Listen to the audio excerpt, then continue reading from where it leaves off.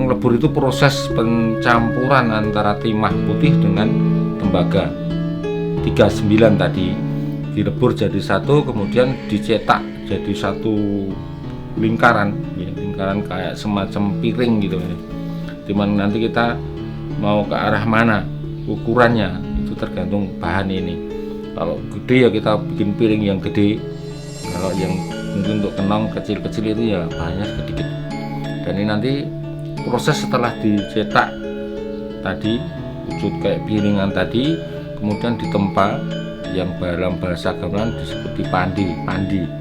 Dipandi itu prosesnya pemanasan dengan arang kayu, kemudian ditempa pakai besi secara manual. Proses ini disebut namanya pandi. Pandi ini bisa menempa besi bahan lakar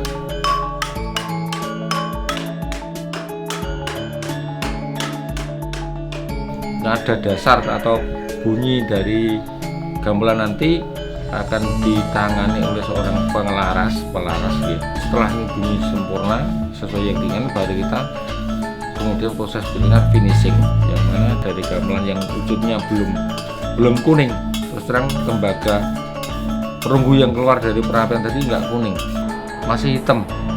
Jadi setelah proses finishing kita mungkin sudah semua dibersihkan, digerinda dan sebagainya, kemudian baru keluar yang sebenarnya persis yang kita lihat sekarang itu gamelan perunggu yang kuning, bagus itu.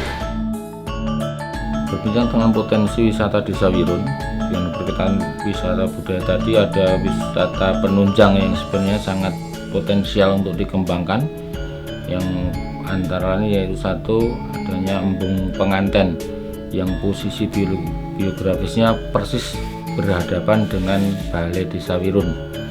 Itu ada genangan air yang dulunya cerita itu adalah tanah sawah masyarakat yang digali untuk kebutuhan uruk atau talut sungai PPS yang mengalir dari Waduk Gajah Mungkur sampai Jawa Timur. Kalau cerita tentang Wirun hubungannya dengan budaya yang sekarang masih lestari, antara lain juga di Wirun ini juga ada pengrajin wayang kertas, yang mana sebenarnya kalau kita gali ke dalam kenapa ada wayang kertas di Wirun, ternyata ditokohi oleh seorang yang namanya Mbah Brambang, yang mana Mbah Brambang dulu adalah seorang perias dari wayang orang, yang mana wayang orang pernah berdiri di Wirun ini juga, walaupun sekarang sudah bisa dibilang punah, nggak ada lagi, cuma meninggalkan bekas-bekas, termasuk salah satunya adalah yang sekarang lestari adalah Mbah Brambang, yang dulu sebagai perias, sekarang beliaunya gambar di kertas dan dipahat, dan jadi produksi menambah income beliau sampai sekarang masih lestari dan dilestarikan oleh anaknya, yang mana sampai sekarang masih berproduksi wayang kertas. Ini kelebihan wayang kertas adalah lebih mudah dipahat, walaupun secara ekonomis harganya lebih murah, tapi ada lebihnya juga. Kalau mungkin kalau kita melirik wayang sebagai ikon atau wayang sebagai produk apa itu cindramata, itu mungkin di sana bisa dikembangkan wayang ini yang dalam ukuran skala kecil.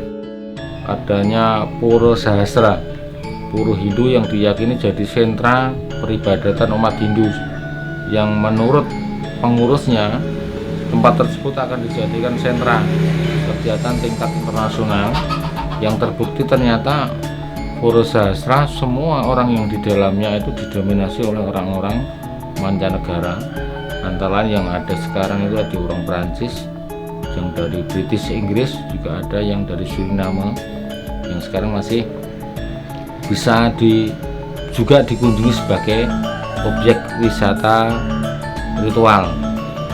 Kemudian yang di situ juga yang lebih menarik jadi tantangan kita bersama, ternyata orang-orang luar negeri, orang-orang mancanegara yang sekarang ada di Pura Sahasra itu sedang belajar bahasa kita, bahasa Jawa, kemudian belajar juga gamelan, belajar juga seni tari.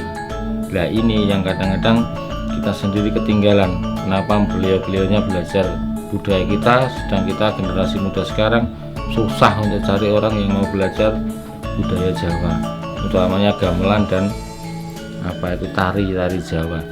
Nah, ini harapan kita, mudah-mudahan di masa yang akan datang akan tumbuh dan muncul generasi penerus yang sanggup melestarikan budaya kita, yang notabene kita bisa katakan budaya kita sekarang hampir punah karena kita tidak mampu melestarikan sesuai dengan aslinya.